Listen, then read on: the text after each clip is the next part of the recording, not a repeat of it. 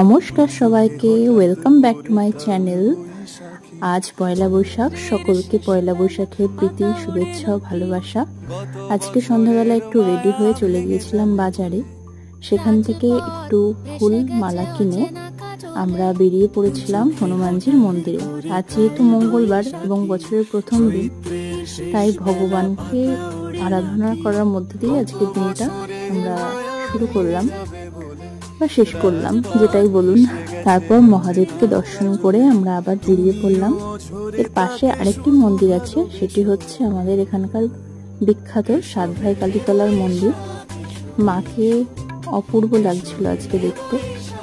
সেখান থেকে প্রণাম করে আমরা একটু ঘুরতে বেরিয়েছিলাম, কিছুই না, পয়লা বৈশাখের দিন রাস্তায় একটু ঘোরাঘুরি করে চলে গিয়েছিলাম হালখাতা করতে। সেখান থেকে হালখাতা করে চলে আসলাম